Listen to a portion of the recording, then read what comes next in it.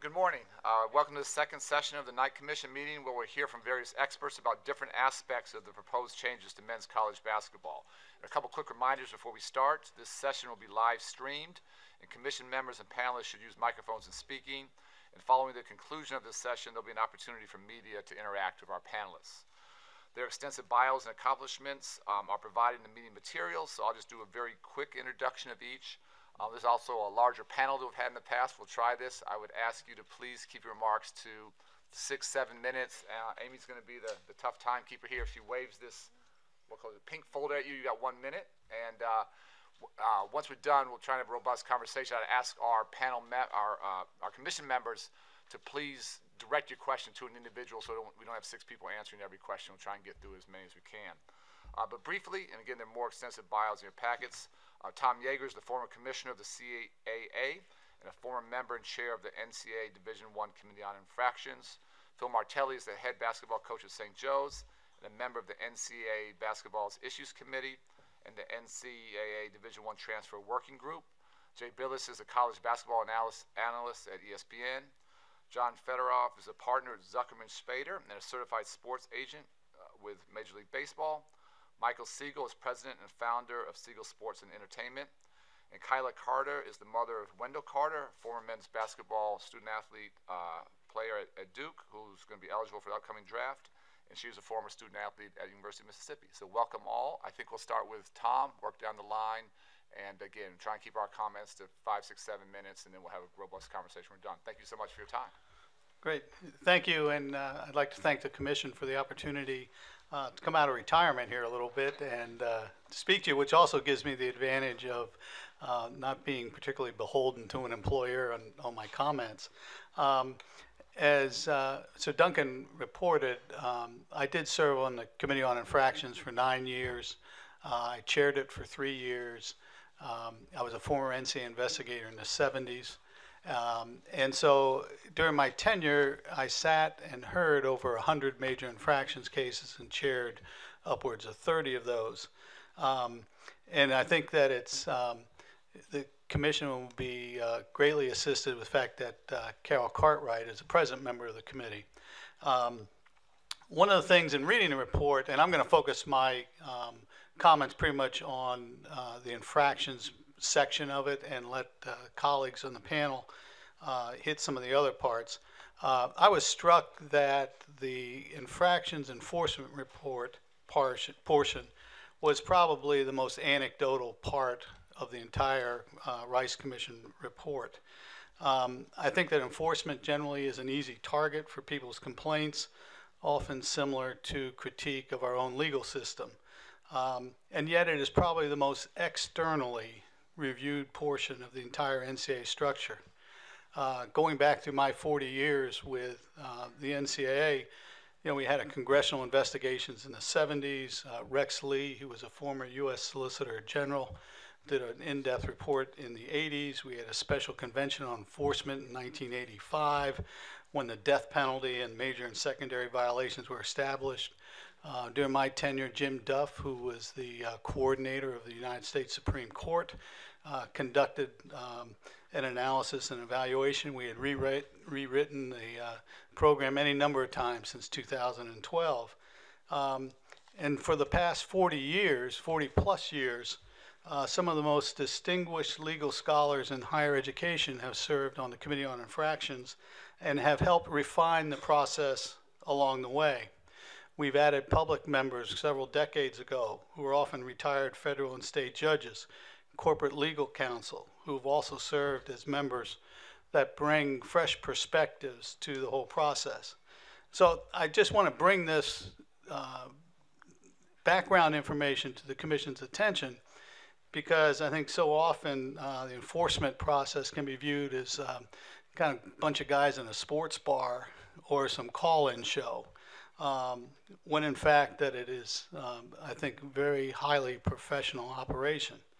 I do think, though, that it suffers from a number of perception problems about the differing roles within the system. I think the public can kind of understand in the public realm, police investigators district attorneys, judges, and juries, and the role each of them play.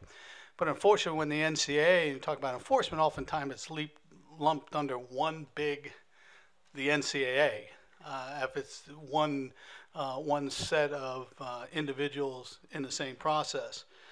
Particularly there are three important parts. You have the staff, the interpretive process, which all the institutions participate in, determine the rules. You have investigative staff based in Indianapolis, and you have the Committee on Infractions. Briefly, the enforcement staff is about 50 full-time employees headquartered in Indianapolis, 30 or so of them that are charged with actually investigating the cases. Many of them are attorneys. Most all of them have some type of sports background.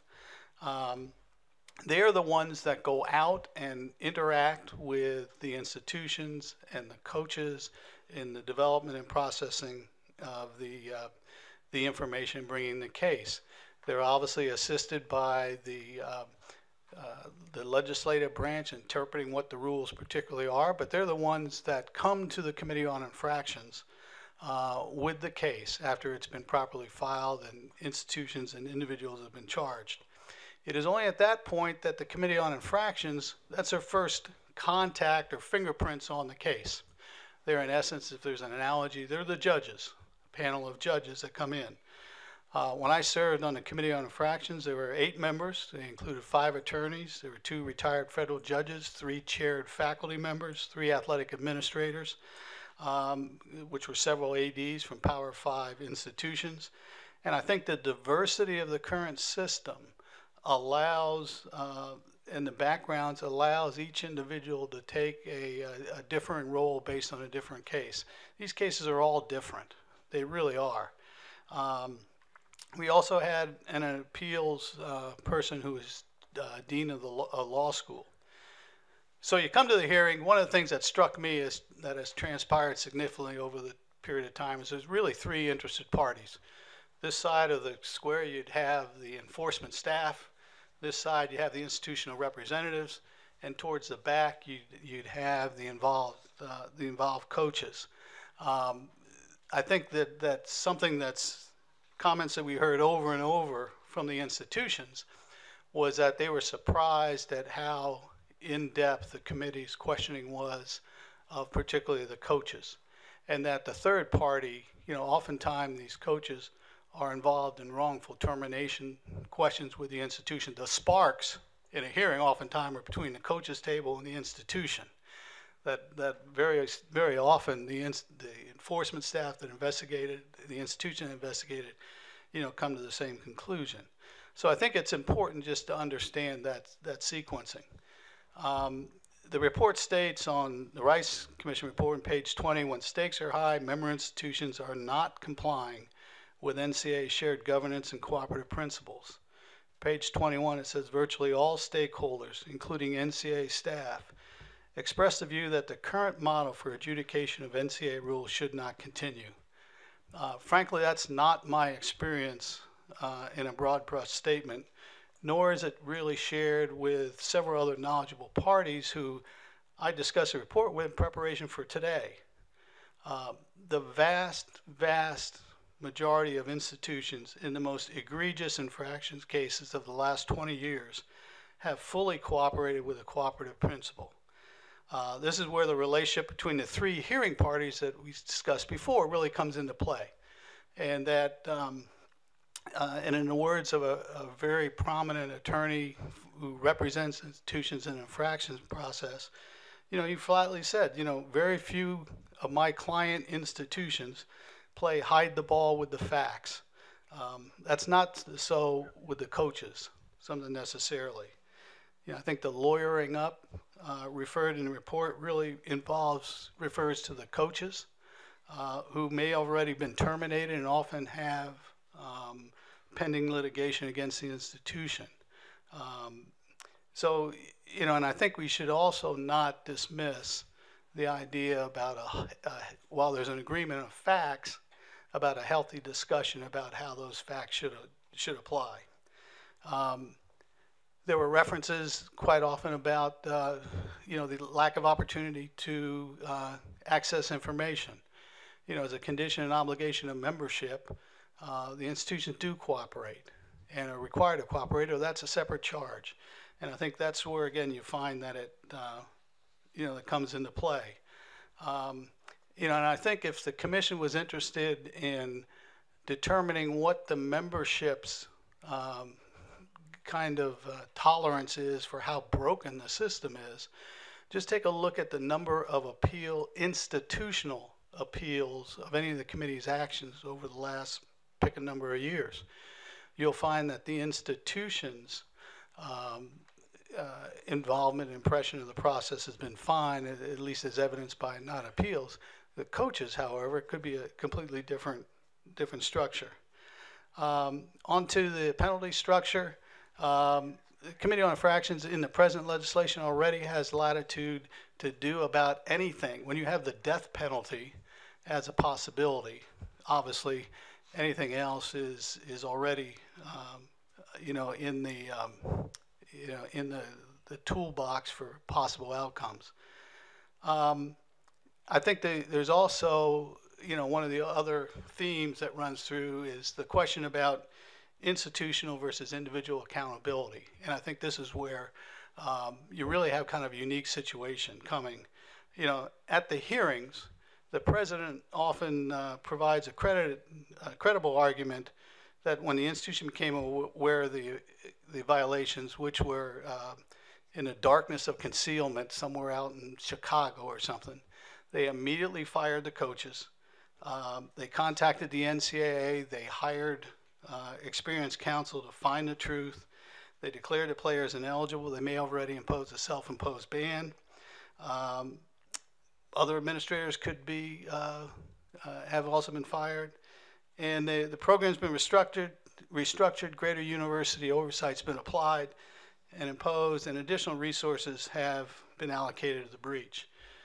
The bad guys are all gone. They're all gone.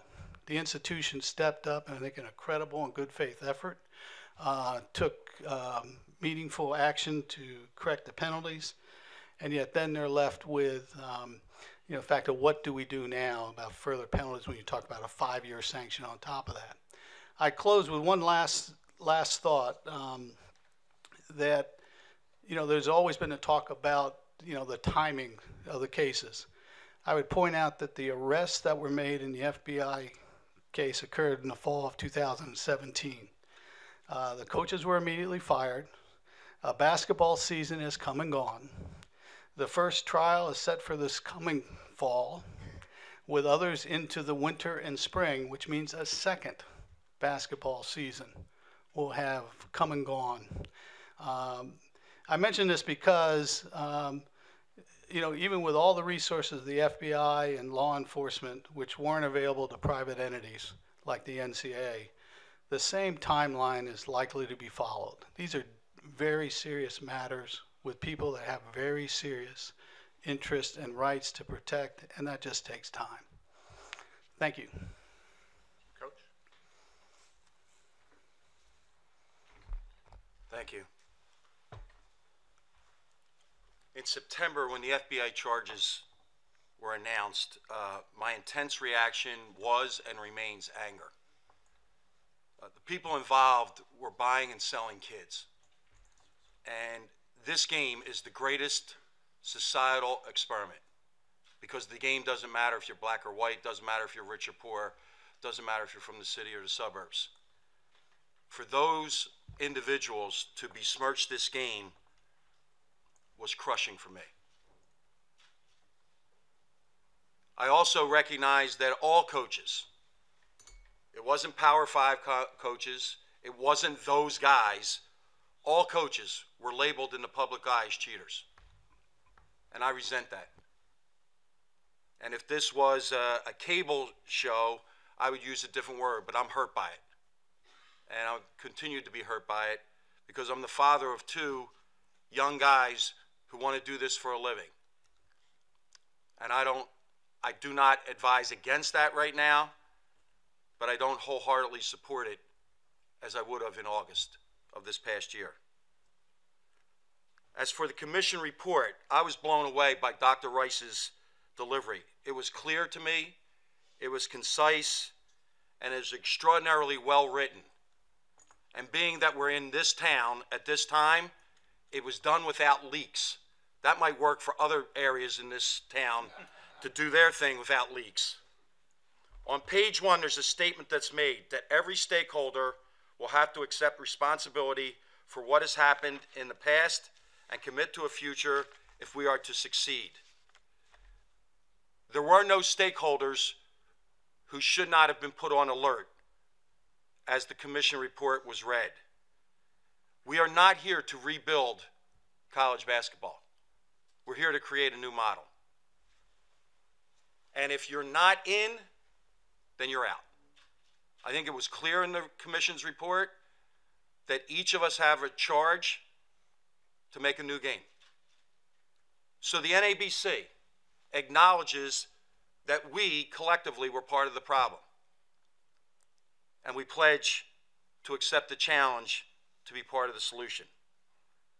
The one and done rule is not and has not ever been a college rule.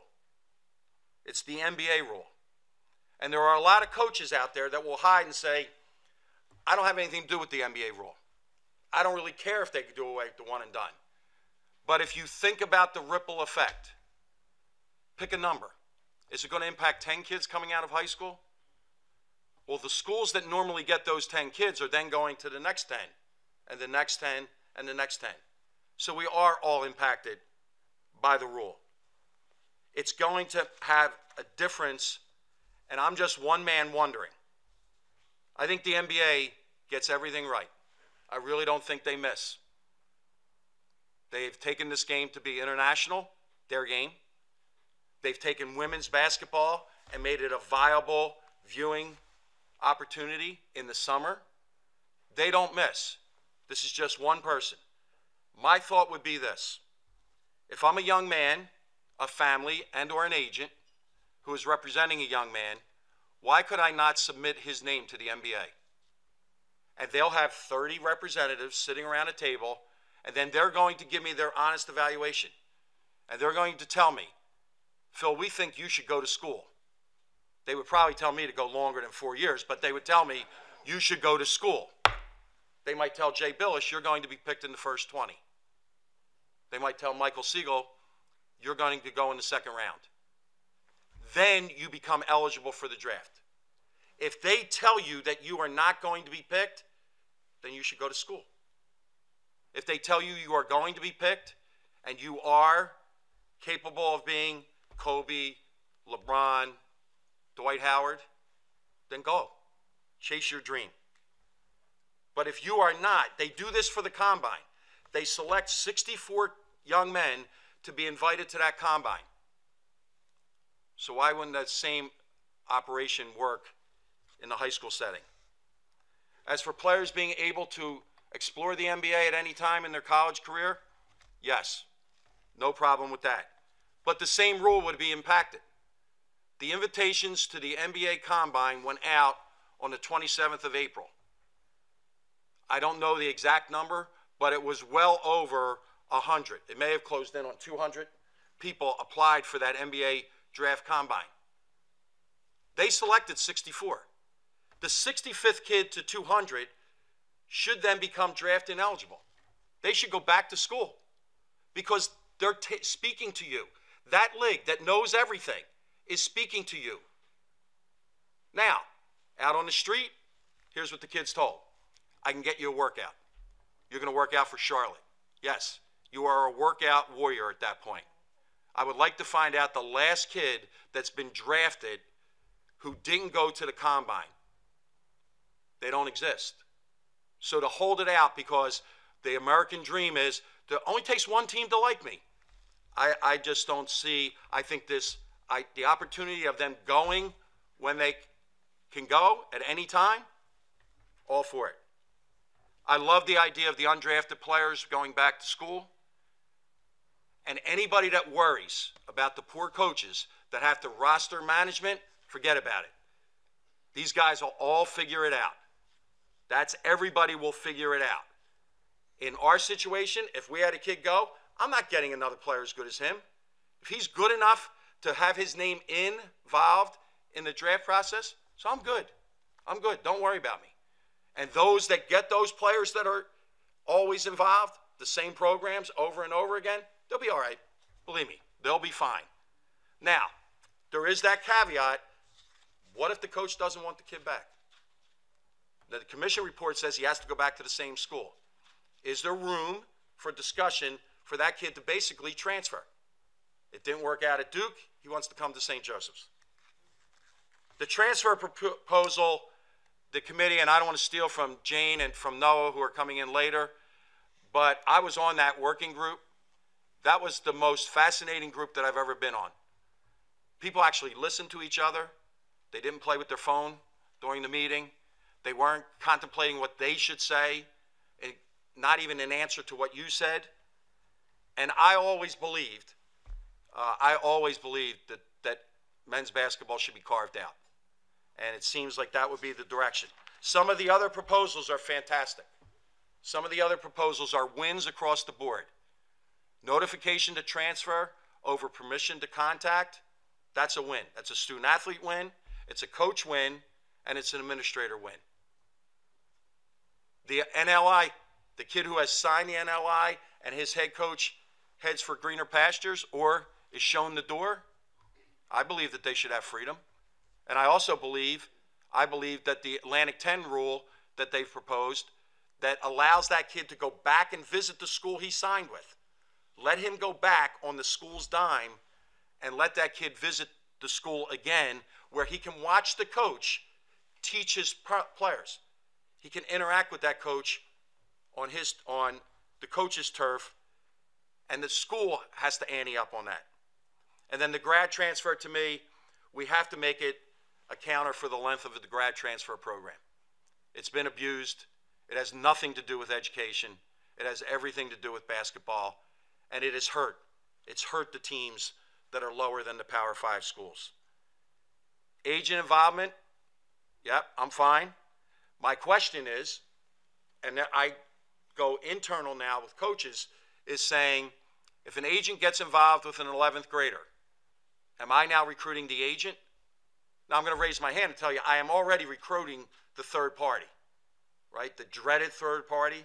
They're not that bad, but the agent now, I think, is going to become involved in the recruiting process.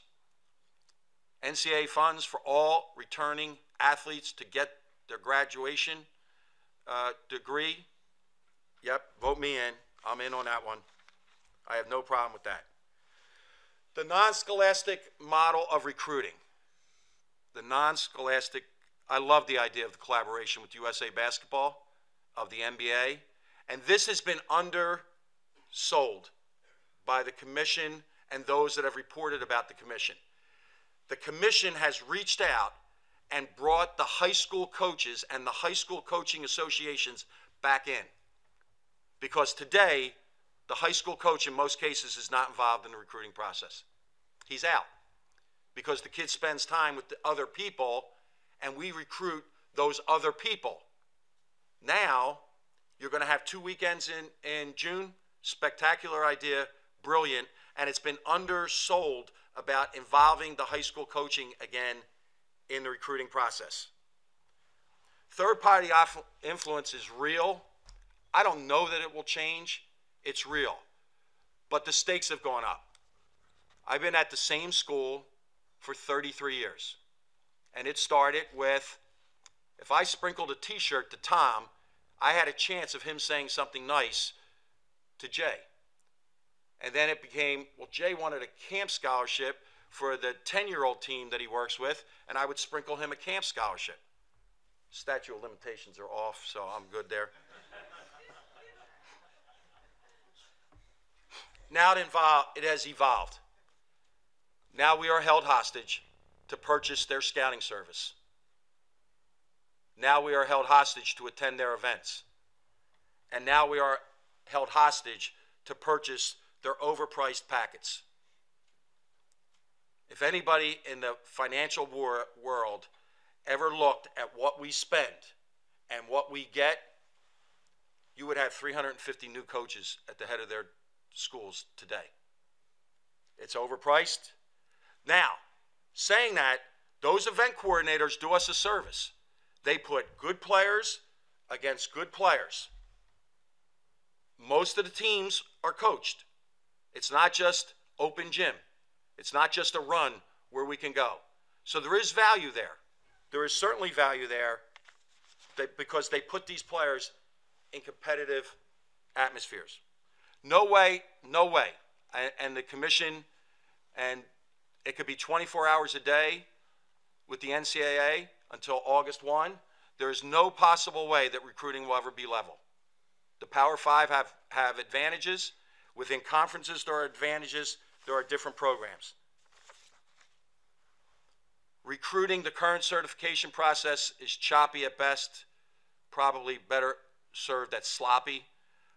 The players get nothing out of it when they go to the events and they have to watch a video or somebody's going to talk to them. That doesn't work. And this was a really big deal. On page 46 of the commission report, they state that they would like the event coordinators to have a standardized admission fee. I read that to mean that they would also like to be some attack on the packet racket. And it's a racket. It's a racket. It cost us a lot of money. It hurts schools. And the mid to lower schools have a tough time justifying how they're going to do it. The packets are overpriced, and the value is not what the school should be getting. The section about ranking players, I don't quite get it. I don't quite understand it all. But I would say this. Whatever comes forward, kids have to be given an opportunity to be seen. They have to be given a chance to be evaluated.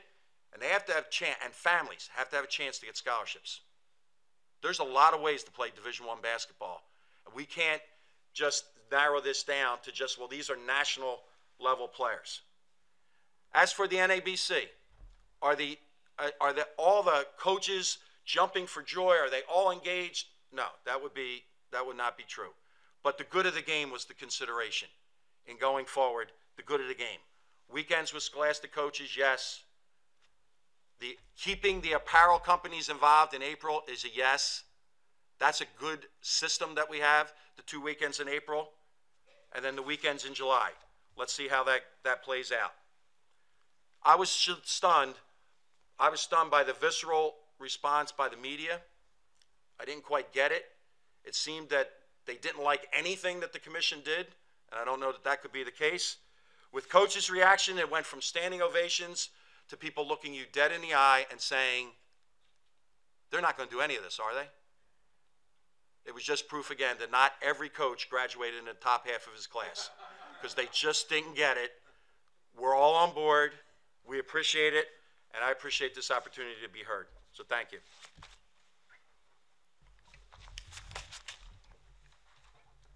Really appreciate the opportunity to be here before the commission. It's my first time here, and I'm really enjoying the experience. When I was in college in the mid-'80s, I was an athlete representative of the NCAA Long Range Planning Committee. And I'm not sure how good of a job we did based upon where people seem to think we are now. But wanted to read one portion of the report. College sports is a highly organized commercial enterprise. The athletes have come up through years of training commanded by professional coaches, and the games are highly profitable enterprises. And that's from the Carnegie Report in 1929. Don Remy had mentioned corruption that came to the fore in September of this last year. And I would submit that if we have scandal now in today's game, we've had scandal for over 100 years in college athletics. We had academic fraud at Army in 1951.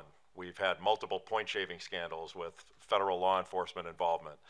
We had the Sanity Code and the Sinful Seven in 1948, and then the Sanity Code was repealed in 1951.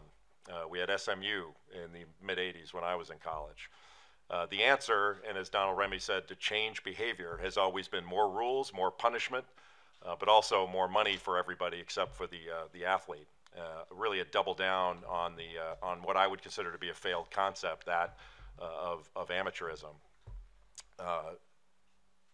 speaking of the visceral reaction of the media, I thought the Rice Commission report had some incredibly good suggestions. Among them were outside independent board members, independent neutral investigation and adjudication of infraction cases. If the American Arbitration Association is good enough for the United States Olympic Committee and the United States Anti-Doping Agency, I think the NCAA can certainly have their cases arbitrated in a more productive fashion. And then allowing players to have agents to remove the incentive to go underground for something they're going to do anyway. Some of the failings, and I do call them failings, but not, it sounds worse than it is. I thought it was a failing not to address the money in the game and not to address the commercialization in the game by NCAA members and then not to address the NCAA rules themselves. The committee talked about an environment that had a toxic mix of perverse incentives to cheat. Those incentives to cheat have existed since 1906 when the association started. And that's in large measure why the association was started in the first place. While responsibility was apportioned among NCAA members and accountability was asked for, the blame was seemingly shifted to what's called third parties that Phil Martelli just mentioned. And there was a lot of blame that seemed to be targeted at the one and done system and one and done players. I think that comes from somewhat of in college sports, and I want to be careful. This sounds a lot worse than it is, but sort of the idea of an arrogant premise, that being that the only legitimate parties are the NCAA members, and the athlete, and anyone else is a third party, including parents, including advisors and people close to the athlete. I've never believed that was the case or particularly fair. The commission, the Rice Commission, talked about a trust that is based on a promise, the promise being an education. And that basically is pay for play. The compensation for playing is a scholarship and a stipend, and that's it. That's just capped compensation. It is still compensation and was discussed as such by talking about the tremendous value of it. I don't think at least anyone I know in this debate, in this discussion, nobody undervalues an education. It's just the athletes are worth far more and should be allowed to realize upon that value. But I thought it was interesting that any action that violates that trust is considered morally wrong. Not that NCAA rules may be morally wrong, but everybody else is morally wrong. I thought amateurism should have been thoughtfully examined, not just accepted. And if it were just to be accepted, I thought it should have been better explained, frankly. Because amateurism, as I think we all know, is just whatever, and it is literally whatever the NCAA says it is at a given time, and has certainly changed over the last 100 years. In my view, the Rice Commission effectively said the money in the game is fine as long as the players don't get the money. That's the bright line of demarcation. And that's the problem, is the idea of the players getting the money. And as long as we say tethered, we're okay. Because you hear tethered a lot since Judge Claudia Wilkin mentioned that in the O'Bannon case. So it's the environment, it's the third parties that seem to create these perverse incentives to cheat. It's not the rules themselves. But if we change the rules, if we allow additional compensation, then all of a sudden these matters are no longer criminal. There need not be a change in federal law for this not to be a criminal matter. There needs only to be a change in NCAA rules. But I was not a fan of the idea of blaming one and done because I don't think that's where any blame lies. We had quote unquote corruption far before 2006 when the one and done rule came in the NBA, and we're going to have it after. I don't think while all this work was very well intentioned and I applaud it, I'm not confident that given the amount of money and the commercialization in the game at all levels, that we're going to see significant change or as Mr. Remy said, a change in behavior. President Mark Emmert appeared before this commission in October of 2017 and wanted to provide a quote that from his appearance here. We do have 2 to 5% of basketball players who really want to be professional basketball players. And if they want to be a basketball player, they should be able to. We don't make dancers attend Tulane to become dancers. Well, he's right there. Dancers who attend Tulane can accept a scholarship to Tulane, and they can also earn money as a professional dancer and pursue education. And they can get a degree in dance. And that is far different, and I would argue better treatment than athletes get, even though that it's certainly listed the things that get and that athletes get. And one of the things they get is they get limited when no other student is limited in any fashion, any way, shape, or form. It's only the athlete that's limited. I contend that the NCAA and its member institutions run professional sports, and it's a multi-billion-dollar industry, and the perverse incentives are not from immoral behavior on the part of third parties. It's just business. And the perverse incentives come from amateurism rules, the disallowance of name, image, and likeness, the cartel restrictions that the NCAA puts on athletes and only athletes. And I'll just close by saying no amateurism, no more federal crimes. And I do not feel comfortable that NCAA rules are putting our people, and I like to say our people, in harm of federal criminal investigation. And all that needs happen is for this to be brought above board and from out of the underground and let everybody participate in the multi-billion-dollar industry that we've created. Thank you very much for listening. Hi, thanks for allowing me to speak today. I feel a little bit like the oddball in the group because, except for having been an absolute fan of basketball and a very below average Division III college player, most of my work has been done in baseball. As said at the intro, I'm a partner at the law firm of Zuckerman Spader, where I'm primarily a white collar criminal defense lawyer. Previous to that, I was a partner at the law firm of Williams and Connolly. Some of you in this room may know that firm in part because while there, I worked for a very well-known basketball lawyer and agent named Lon Babby, who then left to become an executive with the Phoenix Suns. While there, working for Lon, I represented baseball players as their certified agent, and now do the same at Zuckerman Spader, while also representing all athletes in a variety of litigation, congressional investigation, arbitrations, as well as sports agencies in a variety of issues. I was asked to speak here today to talk about whether the rules relating to agents in baseball are better than the ones currently used by basketball, by the NCAA, as well as some of the proposed rules here. I don't profess to know all of the details of the reports and recommendations and the like. One issue as to baseball is, well, you haven't had as much corruption there. Does that have something to do with the rules for agents in baseball? And I think the answer is no. The reason why we don't have as much corruption in baseball is there just is a lot less money involved. If we had more money involved, believe me, we'd have just as much corruption. So, and one of the reasons because of that is, for those of you that aren't aware, baseball players, when they sign a contract out of the draft, the most highly compensated draft players might get $6 to $7 million. An agent will generally take 5% of that. But for the next 5 or 6 years, they don't take any percentage of their baseball contract. So as it relates to their baseball salary, actually they're paying that player over the next 5 or 6 years. Secondly, in baseball, agents generally take about 15% of a player's marketing endorsement contracts. Can anyone in this room tell me who the highest compensated player in the draft, in the baseball draft, was last year? The answer is probably no. So therefore, their marketing and endorsement deals aren't very high either.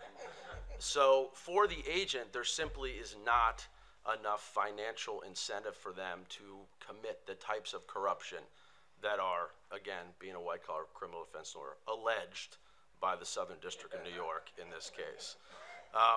Also, baseball is a lot harder to predict who's going to be good. We just had a first overall pick a few years ago retire. He never played in the major leagues. I've represented players who went in the 35th round of the Major League Baseball draft and are now on professional major league rosters. Albert Pujols, who just had his 3,000th hit the other weekend, was a 17th round pick. Mike Trout perhaps the best player in the game, had to go 23 picks before he was even chosen. I went to a Division III college, and there was a third-round pick of the Oakland A's. What was he doing playing with me? So it's very hard to predict. So I think it's not the baseball rule as it applies to agents, but simply the fact that the money is not there, and it's hard to predict who's going to make money for a sports agency. So the second question is, how does the rule in baseball work, and what do I think of it? In 2016, the NCAA adopted a new rule, it's kind of referred to as the baseball rule, that allows high school players, not college players, high school players to hire an agent or an advisor or lawyer. And that lawyer or agent can negotiate with the player who's drafted with the team over its draft contract. If the player does not sign a professional contract, the agent and the player terminate the relationship. The player can then go to NCAA school and play baseball without violating the rules on amateurism. For a college player, the rules are different. You can't. You can hire a lawyer. That lawyer can advise you and your family, but the lawyer cannot communicate with the team, cannot negotiate your contract. And that's basically the way the rule works now. The prior rule of hiring a lawyer as an advisor, but not being able to speak to the team and not being able to negotiate is basically the rule that I've lived under for most of the time in doing this. While the new baseball rule helps somewhat, I don't believe there should be any circumstances where players have exceptions to hiring smart, capable, ethical people to advise them on critical business and educational decisions they're going to make. Why would we want to take away the opportunity for someone at their most vulnerable point? Because at that point, and there's some former NBA players in this room, I would ask them, that is the time when you and your family know least about how professional sports work, know least about how a draft works, know least about how, in my experience, baseball, make their decisions and whether or not you should or should not pursue foregoing college and playing baseball. So I think while the baseball rule, the new baseball rule, has some benefits, I think they should be abandoned completely. I believe that where the NCAA ought to focus on is making sure that the people that are advising these players, these athletes, are certified, actually have the ability to give advice, because I have met plenty of agents who I would never take advice from in my entire life. Let's make sure they are the right people to be doing this. Let's certify them. Let's make it open and transparent. Rarely do we have circumstances where providing people more information is a bad thing. Also, on the baseball side, ultimately, the rule works in the breach. Players who are likely to be drafted highly in the baseball draft, they all have agents. They've all been working with these players for many, many years. They all speak to clubs. They have to. In baseball, the draft works a little bit differently in that clubs are given a draft budget based on the number of picks they have, based on where they're picking. So a club that has a lot of high draft picks may have a $10 million budget. MLB allocates, let's say if you have the 10th overall pick, say $4 million for that pick. If you sign a player for $2 million of that pick, you have another $2 million to use during the course of the draft. If you sign a player for $7 million for that pick, you now only have $3 million to use for the rest. If a player you draft doesn't sign, you lose the $5 million. So the whole goal of the baseball draft is that teams want to know, if I pick you here, are you going to sign for this? Because once they pick my player and he says no, they lose all the money. So that's the game. So if you're representing a player, you were trying to figure out, where's the highest and best, how high is my player likely to go? And the idea that the rule basically takes, for college players, and even to some extent high school players, lawyers and agent out of that process and puts that incumbent on the student athlete or his family to do it, I think is wrong. Thank you. Thanks, and just ask Michael Kyler to move the mic closer to you. We're getting a little feedback, so just move right to you and speak. Thank you so much. Better? Good morning, and thank you very much for having me today. I do appreciate the opportunity. I think we're talking about some very important issues. Really happy to hear everything that the prior panelists have had to say. My name is Michael Siegel. I am a sports agent for 25 years now, working almost exclusively in the field of basketball, so this is a very relevant panel for me. Things have changed a lot in the 25 years since I've been in this business, and much like Coach Martelli said, the allegations that came out this past year saddened me, angered me, from a similar perspective as it did him. As a longtime college coach who's done things the right way, he was saddened to see that he and his colleagues and the profession itself were being smeared by the actions of others. I myself felt the same way when I saw certain agents being taken down. One thing that I've seen over the 25 years I've spent in this business is that there are two people in this business. There are people who are in it to help young men and their families make good decisions and find a path to the right career and do it because they enjoy doing it and it's the right thing to help these people. And there are people who are in it to make a dollar off of a kid and a family. And I think time is come to make the reforms that we're talking about. I do want to say that the majority of the suggestions in the report that I read are good ones. In the interest of time, I think I need to stay in my lane, so I'll just comment on those things that relate specifically to what I do and what I know. The first point being that the NBA draft rules, I do think, need to change. We've seen a lot of talk over the past couple of collective bargaining rounds of a baseball-type model where a player would be allowed to go directly to the pros, but if he does not do that, he has to commit to college for 2 years. It's almost like the baseball rule, which talks about a 3-year commitment. I think we need to get away from that. I think the NBA and the NBA Players Association need to finally come together and understand that you have to let a young man who is old enough to go to war for his country also be able to pursue a career in professional sports if he deems that to be the right time.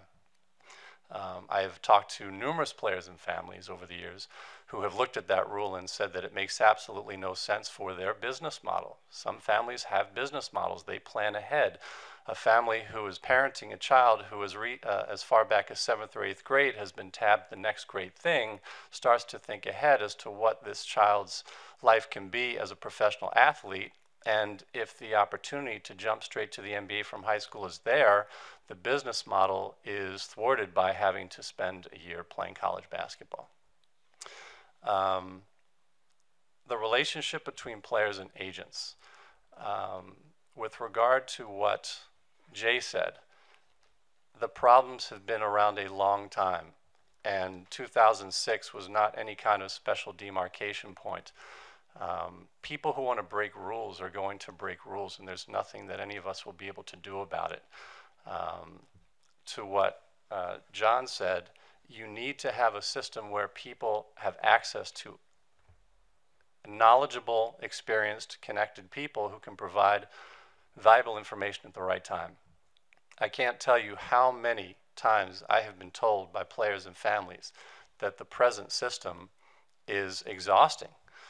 There are college coaches who have to recruit players, develop their teams, that are being asked to call NBA teams so that they can gather the appropriate information to inform a player on whether or not it's time for him to go pro. They don't have time for that. There are parents with full-time jobs who are not able to afford whatever advisor it is people are talking about. I don't know who that would be. Whatever advisor is qualified to talk about these things that isn't already acting in my profession, I'm not sure who that is. But those parents then have to get on the phone with teams, get on the phone with the college coach, and do all these things that are required to get the best information possible. They don't have time to do that, and they don't have the knowledge to do it. And I think that if you come up with a certification process where all of the relevant parties are aligned, and what do I mean by that?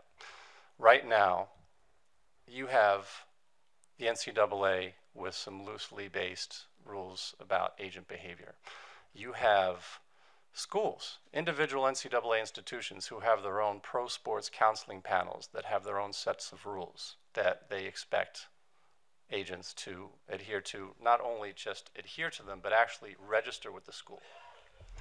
You have, at this point, a majority of states in the union that have athlete agent acts that agents have to register with every year, pay fees to comply with every year.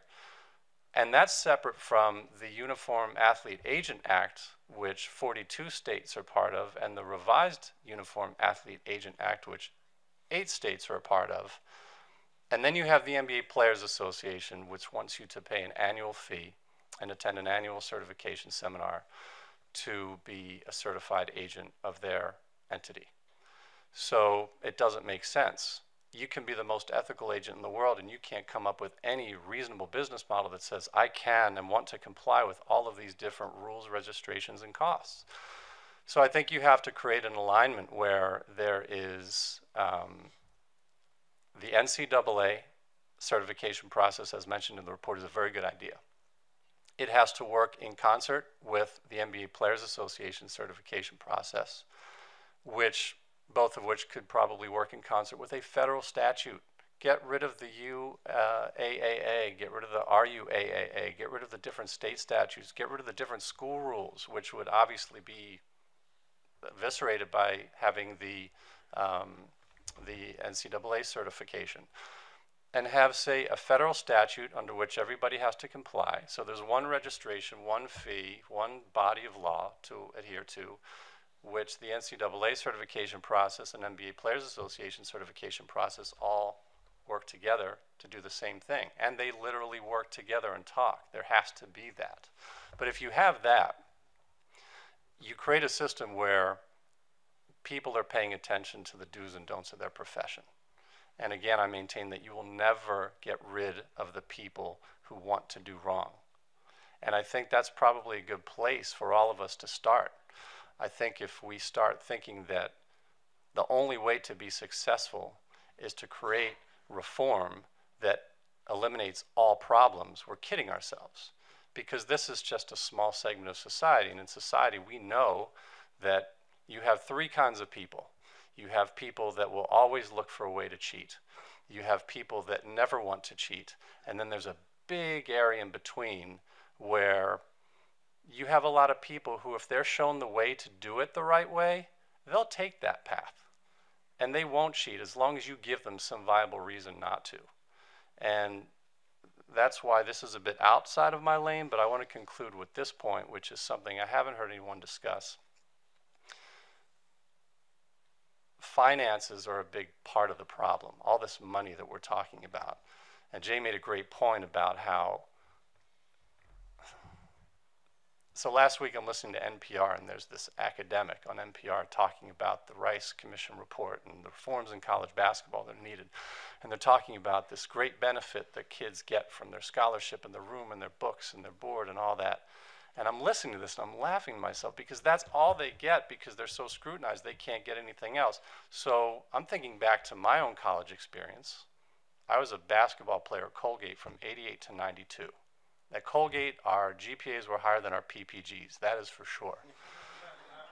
But I remember having friends who were on financial aid packages who, financial aid packages, depending, semantics, it's not unlike what an athlete gets on a scholarship, but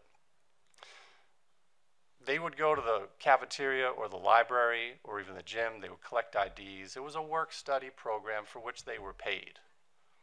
You can't tell me there isn't a sound argument to be made for an athlete to be on a work-study program, and the pay that they get for that work-study is the time they put into practicing and playing. And by doing that, you come up with a common wage, you come up with a common system and schedule, and you monitor it, and it's across the board, and it eviscerates the concerns related to gender equity, so you don't have any Title IX concerns. It doesn't matter if you're male or female. It doesn't matter if you're a water polo player or a basketball player. You get compensated for the time you're putting in, because it is extra time. And it's no different than the time someone's doing to collect an ID in the cafeteria. So those are my thoughts on the very few issues that appear in the commission. I thank you all very much for your time, and I think we're all here to do a really good thing, and I hope that we can see this through. Thank you. I'm incredibly honored to be here. When I was called on Friday, oh, I'm sorry, thanks. When I was called on Friday night and asked to participate, I was actually floored. I'm very passionate about this, not because I played at Ole Miss, not because my son is entering the draft as a lottery pick, but because of the families that have been affected that look like my son and me and our family. I remember my baby saying that he wanted to be a professional basketball player when he was in the 3rd grade, and the ridicule that the teachers and others would give to him because that was his choice as a 3rd grader. My husband and I being basketball players, my husband playing professionally overseas, and us being absolute fans and having love for the sport, we were thrilled. But then, as time progressed, and we began to learn what it meant to be a professional basketball player and what it really was for your child to be a part of this association. When you pull back all the layers, I graduated from Ole Miss, and just real quick, I guess I could tell you who I am prior to Ole Miss. My grandmother worked on cotton fields in Mississippi the majority of her life. My mother and her siblings were raised on that cotton field. My grandmother was a single mother, not by choice. Life for me was very different, but happy, because that's what I knew. As time would have it, my mother played basketball, my mother's brothers and sisters played basketball, and of course, my sisters and I played. And as time would have it, I'm 6'5", athletic, I can run, I can jump. So of course, I was a recruited athlete from Mississippi, cotton fields, small house. There were people that were coming to our house from institutions like the University of Tennessee, Ole Miss, the University of Georgia. I mean, now it still gives me chills when I think about the University of Texas pulling up to my mom's teller window at the bank because they heard that I was going to sign early, and they wanted to stop me because they thought it was a bad idea. And so they're sitting at my mom's teller window, and my mom's calling me at home, telling me there's this white man at the window, and he's talking to me about you signing early. What is this? And I'm like, I don't know, but I'm going to Ole Miss, so you can tell him that. And so, and now, it's hard for me not to let you know this, so that you know maybe the foundation from where we come from, as well as where my son, we tried to impart into our son. And as we grew in this business, and we pulled back all the layers, and I began to see what I was actually looking at, to be honest with you, it's nauseating. To be honest with you, to have the opportunity to say this and not say it, I'll feel like I felt when I was a student athlete at the University of Mississippi, and my friends were in classrooms being called horrific names, being thrown having food and things thrown at them as they were walking past the union, and them saying these things to me, and me telling them, surely not. There's no way that's happening. This is a wonderful place. I'm having such a great time. Everything's going so wonderful. What are you talking about? And so I migrated to the people that were having experiences like mine, instead of those that were having trouble, that looked like me, that were having real struggles. So I say that to say that I cannot be here now and not say that when I pull back the layers, the problem that I see is not with the student athlete. It's not with the coaches at the institutions of higher learning, but it's with a system like the only system that I have ever seen, where the laborers are the only people that are not being compensated for the work that they do, while those in charge receive mighty compensation. The only two systems where I've known that to be in place is slavery and the prison system. And now I see the NCAA as overseers of a system that is identical to that. And so it's very difficult for me to be able to sit here and not say that there is a problem that is sickening, but the problem, I believe, is not being directed in the right place. And I think that it should be. And I think the covers should be pulled back and everyone be able to see the truth and be aware of what's really happening to the student athlete and their family. Because once these students are recruited to these institutions of higher learning, which are fantastic, I am a proponent of academic excellence. I'm a proponent of education, a proponent of the knowledge, and I love it. It's beautiful to me. That's why my son had such a hard time selecting Harvard, between Harvard and Duke, because his mother and his father wanted him to go to Harvard because of the experience for a man that looks like him. And though he didn't choose it, and I am so ever grateful that he went to Duke. It was a wonderful experience, and everything that he needed it to be for him to come to this next level. But I still, after in the infractions that they accused us of doing, something with one of the people that were being investigated with the FBI, and yeah, it was nauseating, but I was still flabbergasted at the point that the people that were being indicted, and I knew some of those people, and the people that were being indicted, it just is always odd to me that the people that seem to bear the brunt of the trouble, when I know for a fact that this has been going on since I was being recruited. So I'm a female, so I know that the recruitment is vastly different for male players, and it was corrupt then. I know it was. I remember kids not being able to pass the ACT test because, and they called them Prop 48 students, and they would let the Prop 48 students come to school and play, knowing that they couldn't pass the academic portions, but they let them in school anyway. But they would tell you it was because to afford you this scholarship and this and that. No, it's because of the money that you will bring to that institution by you playing there for all those years, or you being a part of that program. At the end of the day, the talent is being purchased. The talent is being purchased, but the talented are not receiving any of the benefit. The colleges are only recruiting the talented kids for their talent. They're not recruiting them because they will excel academically at their institution. So why is that the benefit in them going to that institution? I want them to go, but I want them to go for 2 years.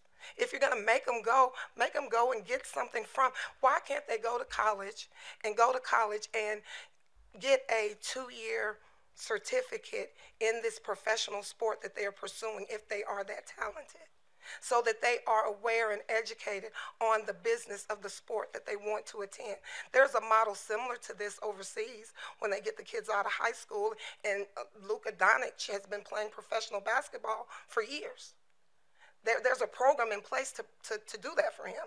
Why is there not something to protect these children and these kids that look like my son and me, protect them as they pursue what their talent has afforded them to pursue?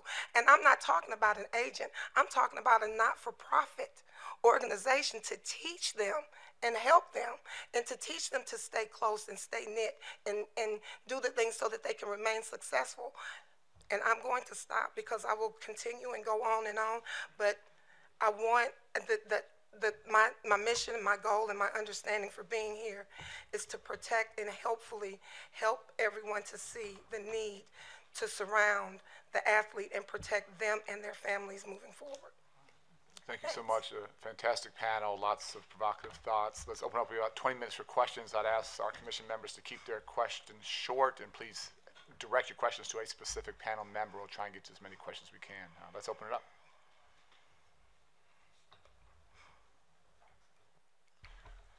Jay, thank you for your comments. And in full disclosure, I'm old enough that I've actually recruited Jay out of high school, and it speaks to his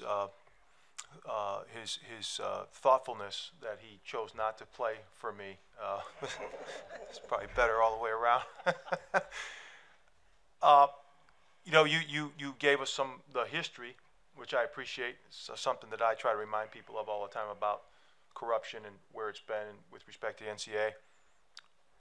Do you also acknowledge that because there have been people who, as Ms. Carter has suggested, were only interested in benefiting financially or otherwise from the enterprise, that some of those rules that we've been stuck with, if you will, is a function of trying to limit that and discourage that, and so that there is in fact a place for some of the rules that exist now or could be reformed going forward. What's your basic feeling about, you know, the value of some of that? Yeah, it's a good question. I feel that so many of the rules we have treat the symptom and not the cause.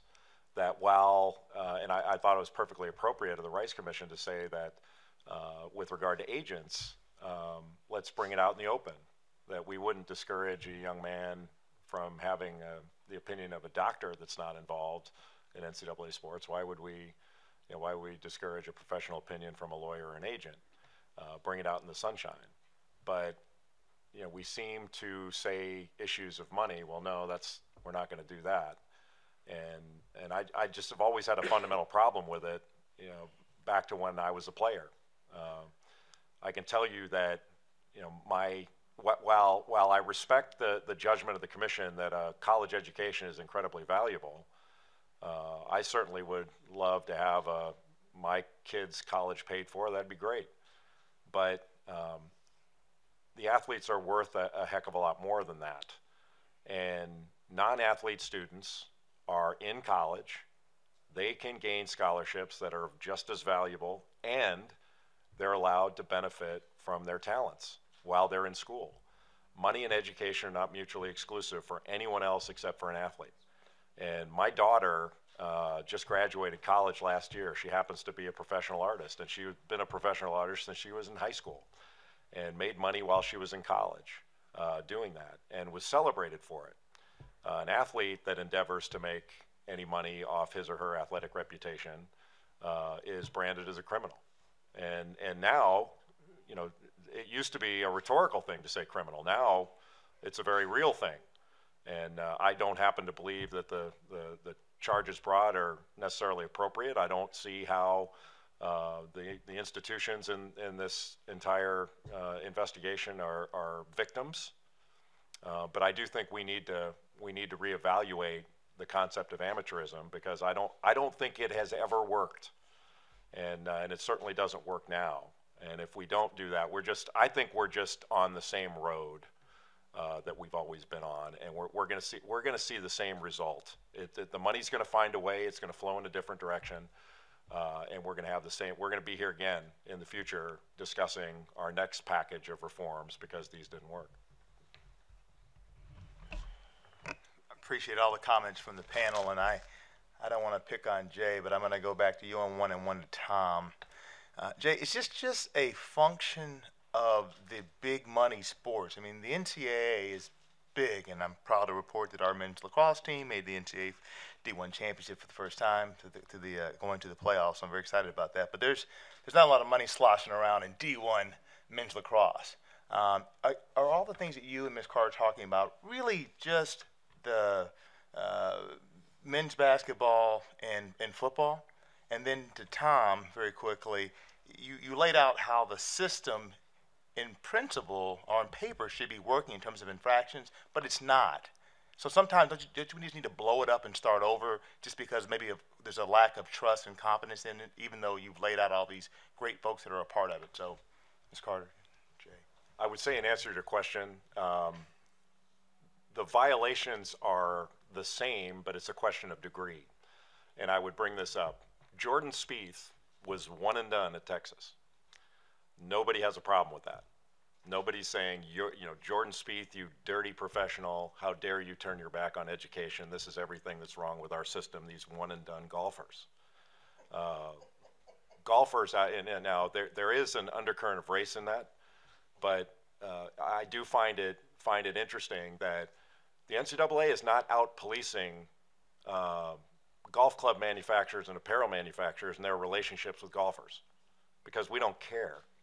Golfers can transfer and play wherever they want the next year.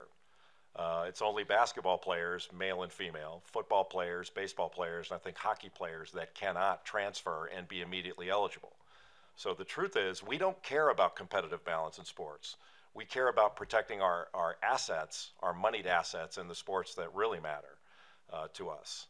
To me, your decisions reveal your priorities. And the decisions of the NCAA and the member institutions over the years have revealed that the priority is money. And that doesn't mean that money and education are mutually exclusive. I do not believe they are. I think that the people within the system are great. It's nothing but great people. But the policies need to be reevaluated. And that was, just to amplify my concern with the committee report is that it just didn't examine close enough the money. That how is it okay? My coach makes about $8-9 million now a year. When I played for him, he probably made about $100,000. And I do believe this is true. That if I had stood up my senior year in college before a group of Duke alums, and I had said, someday you're going to be paying that guy $9 million a year or $8 million, whatever it is, I can tell you that I believe they would have said, nope, we will never do that. That's not what college sports is all about. Well, it is what college sports is all about, because everybody's doing it and they're celebrating it, and they don't have any problem with it. But the bright line is not the athletes. We're not going to let them have anything. And I a stipend would have been considered a horrible, corrupt practice 3-4 years ago. Now it's tethered to education. As long as we say tethered, we're okay. But I'm not okay with it. I don't see the evil in allowing the players to share in it. And until we address that, I think we're gonna keep going down the same road.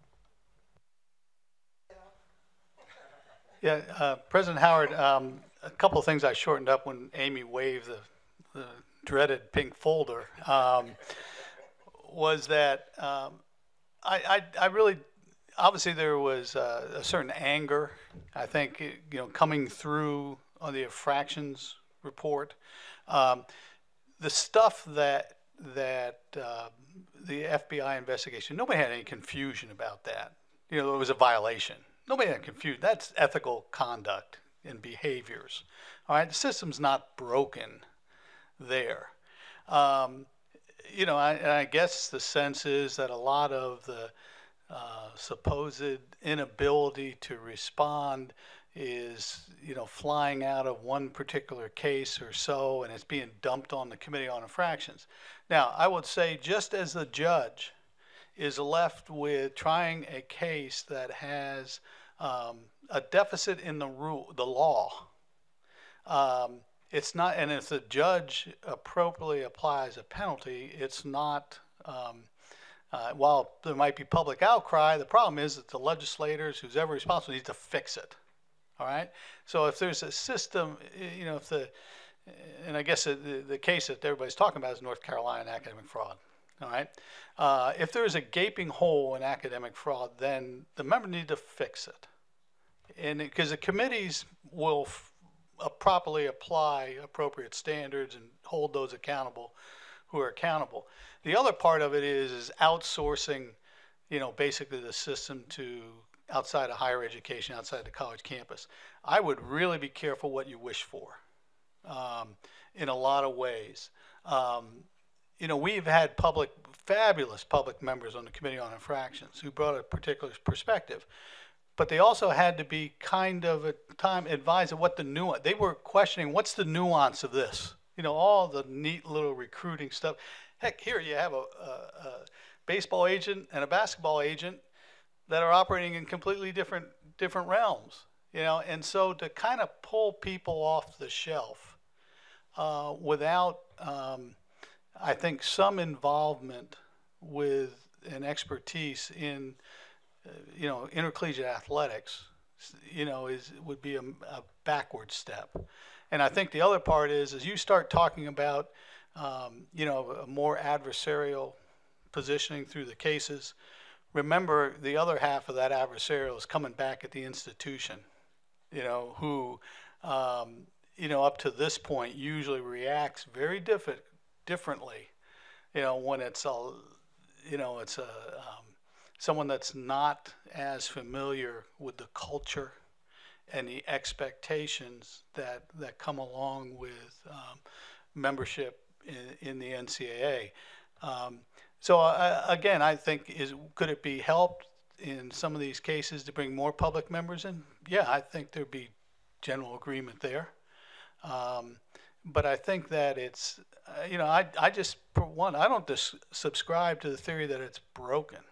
And I think that the perception in the report that everybody thinks it's broken, I'm not sure that's accurate. And as you go into deliberations, you have President Cartwright that can obviously, she sits on the committee now, and I think her observations would be very valuable in your discussions. Ms. Carter, I want to give you opportunity. Thank you. I definitely ditto what Jay said regarding compensating players, and I think, and I could be wrong, but it feels to me that, this is kind of tough to say, it looks like there is an attempt to legalize purchasing people. It's what this looks like. And when you pull back everything, you want to find a way to legally purchase the talent of an athlete and not compensate him for it financially. Compensate him by affording him an education that he did not ask for,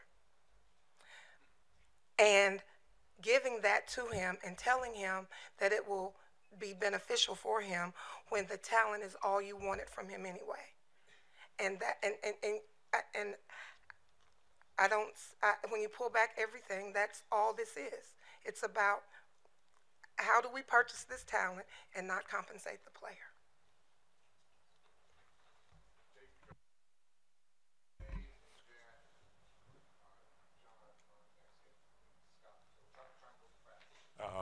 All right, so being on the basketball commission, I have an interesting perspective, hearing your input. So I certainly appreciate all of you coming and giving the input, and I think just a couple of points I think I want to make. I think that this system, as a commission, the basketball commission, the Rice Commission, the first thing you had to decide was, is the NCAA the correct organization to manage this enterprise, right? This is a big business. As Jay talked about, there's a lot of money going back and forth. It is a big business. Is the NCAA the proper group to manage this big business? And if you come to the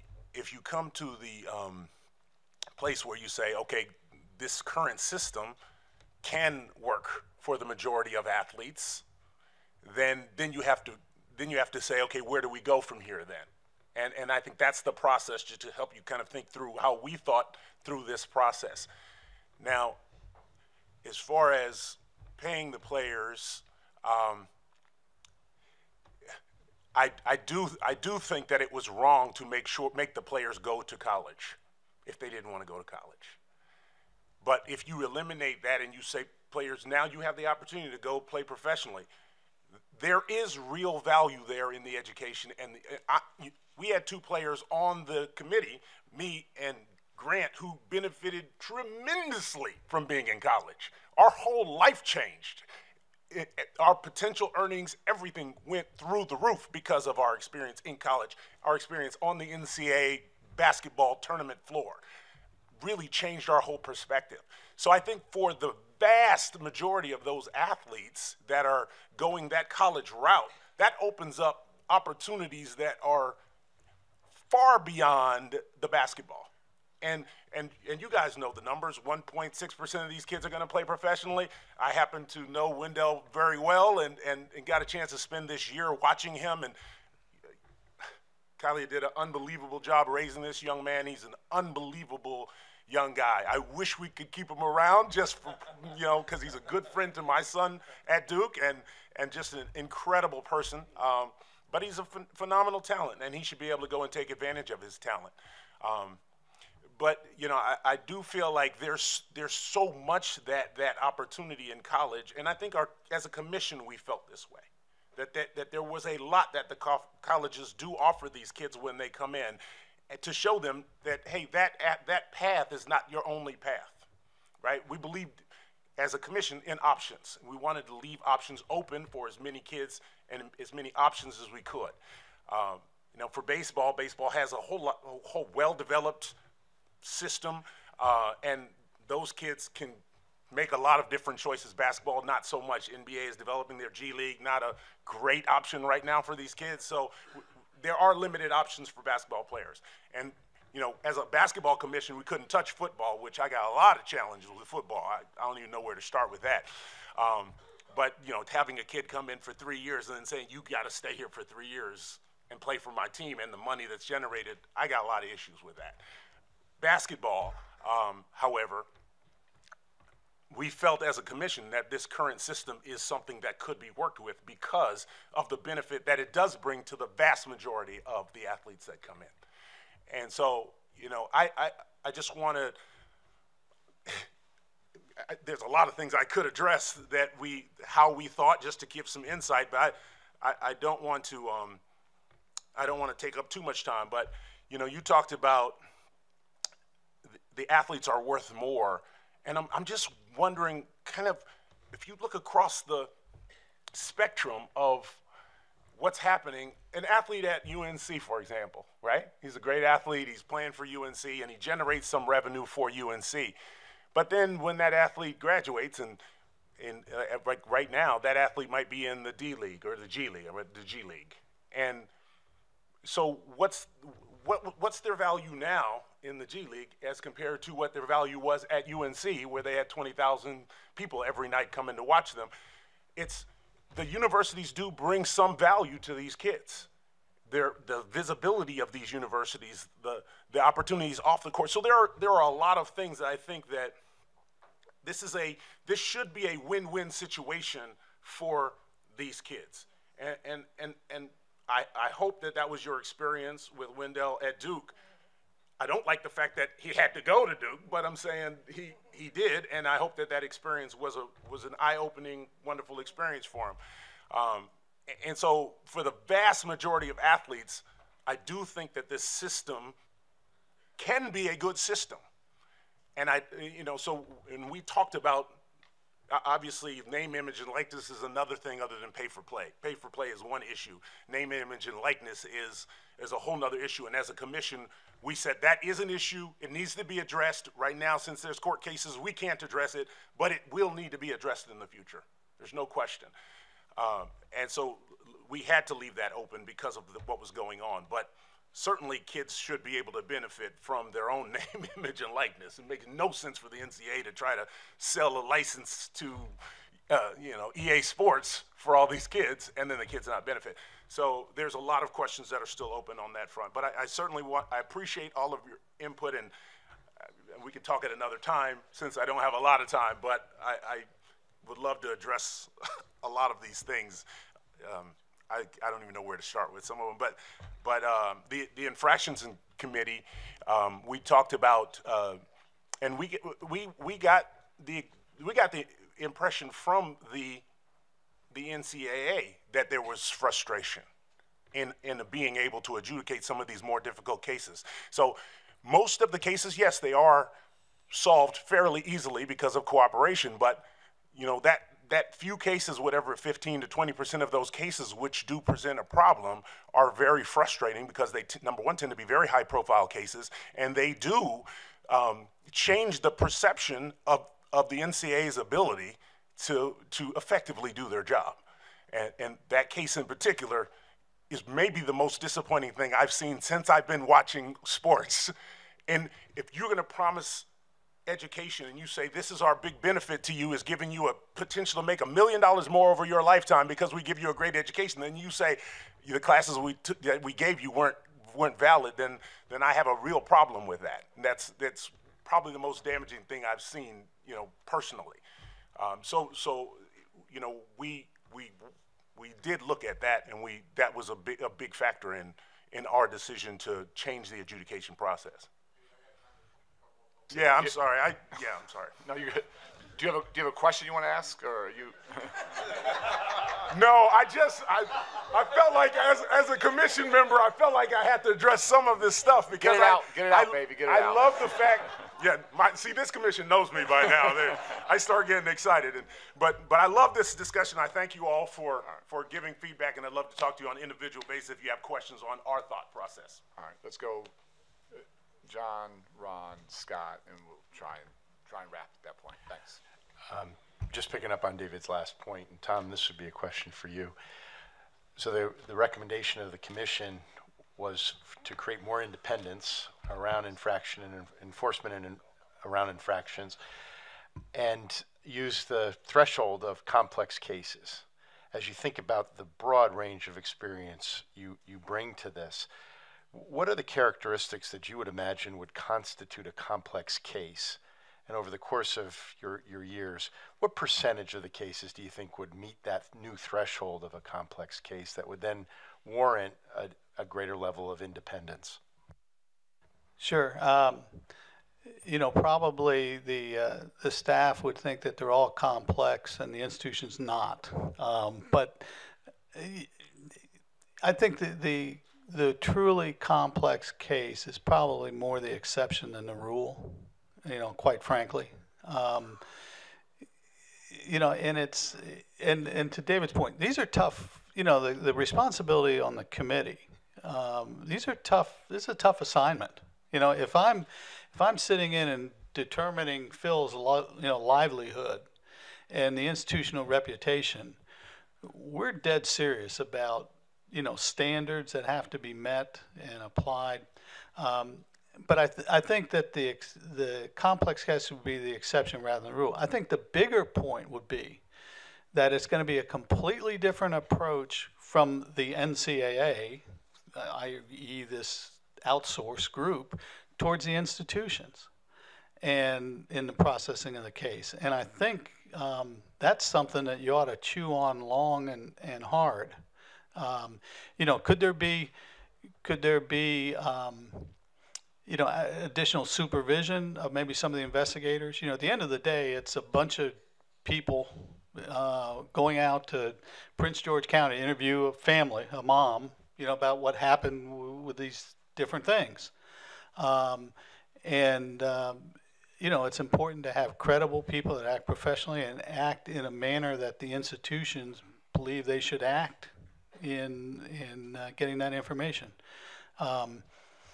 So I think that, getting back to your original question, Jack, I think it's the complex case would probably be the exception rather than the widespread 20%, 30% case. Ron, Scott, we're in overtime, so try and keep the questions short and the answers short, and we need to wrap. Yeah. John, Scott, yeah. Am I next? Okay. Thank you. Thanks to all of you for your input and your insights. I think It's been very enlightening for me. My question's for John and/or Michael. The Rice Commission talks about certified agents, NCAA certified agents, and you mentioned in your comments that there are, and we all know that the players associations have their own certification program. There's some state certification requirements out there, but still there are infractions. Things happen even with these so-called certified agents. You know, integrity clearly is a big part of any of these people serving their clients properly. I'm curious, in thinking about what that might look like, what are some of the more important criteria? You know, you can't certify integrity, but what criteria would you put on the table as being kind of minimum thresholds for people across, you know, coming into a program that you might envision?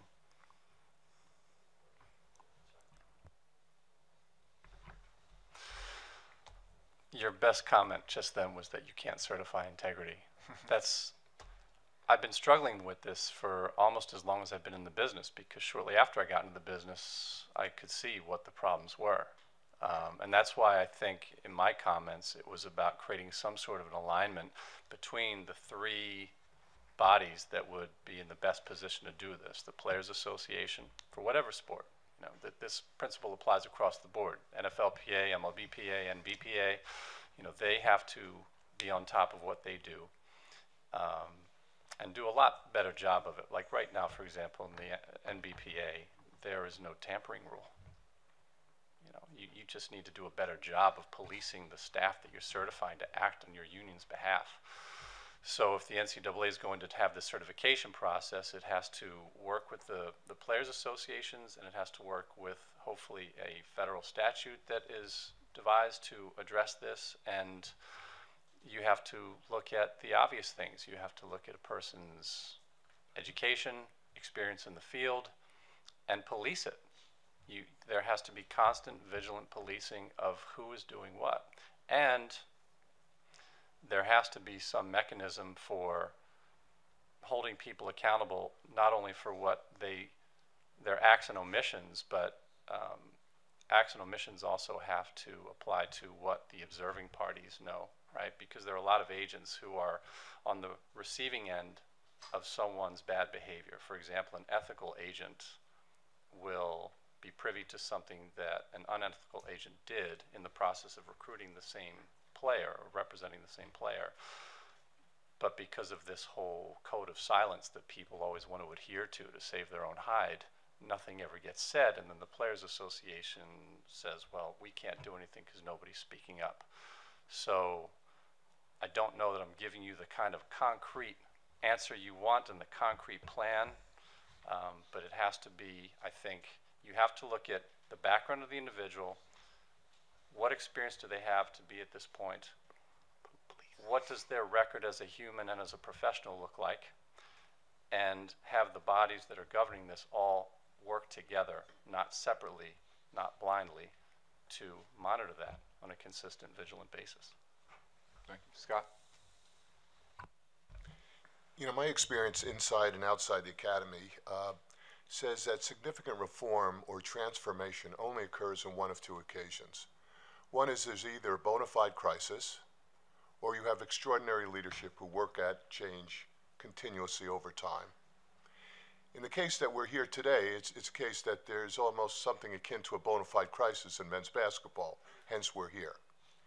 But it raises into question our belief, whether we believe the NCAA, as it's currently constructed, and this is not to question the integrity of any single person on the NCAA, because I know many of them, they're all very fine people, but the nature of the entity has become such a bureaucracy that it's almost impossible now to have that organization regain the public trust, whether it's in men's basketball or through the CFP, through football. And I have a negative view of that, but I'd be interested in your view of that, because I think that's a threshold question ultimately. It's very chilling for a person, for me, to sit here and say, as you've all said, this has been going on for a long time. You have known about it. If the NCAA didn't know about it, why didn't they know about it? Why didn't they take action sooner? Why is it that it came to a crisis situation? So I guess the quick question is what is your belief about the efficacy of the NCAA to ever restore the public trust, given the way it's organized right now?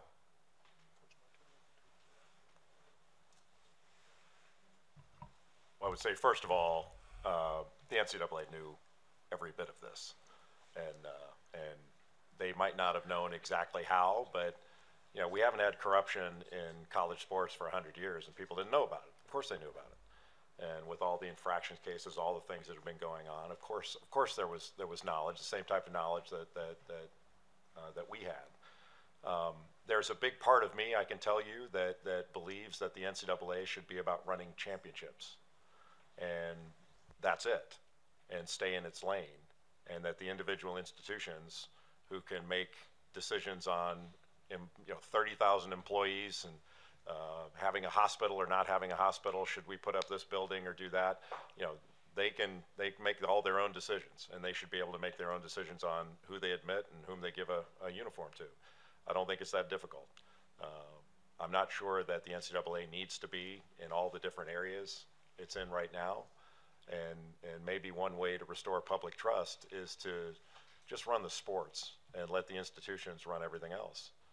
Because the NCAA certainly hasn't proven effective in governing all these different areas, in my humble judgment. We need to wrap. Jay, one final very quick question for you. Of the top 100 basketball recruits each year, what % of those do you think are being compensated now, either directly by universities, by their alumni, or by shoe companies? So the top 100, what % are being paid to go to their university? Paid to go somewhere, I don't know that it's that high of a number in the top 100. The short answer is I don't know. I can tell you that my belief is, and it's only a belief, is that you'd be hard pressed going back to the 1960s and 70s to today to find a good player that's truly eligible under this sort of Rube Goldberg Byzantine rule book that we have.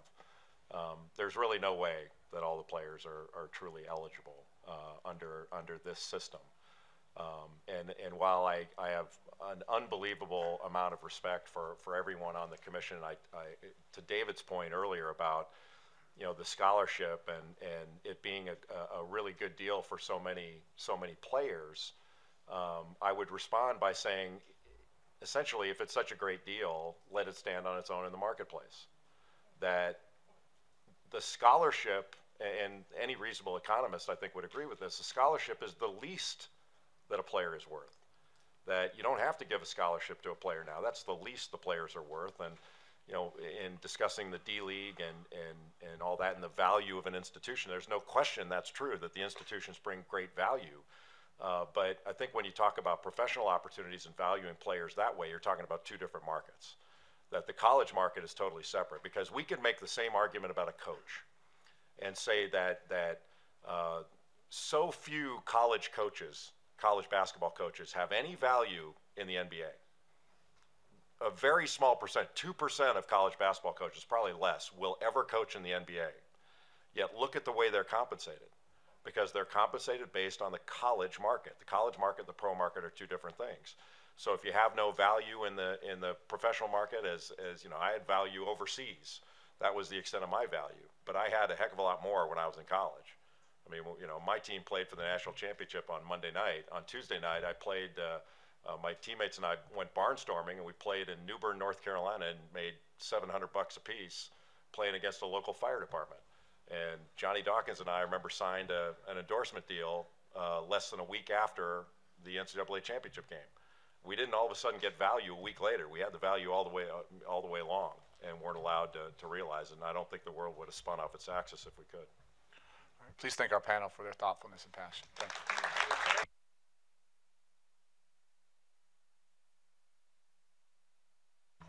We're going to take a 10-minute break, and we'll reconvene at 11:40.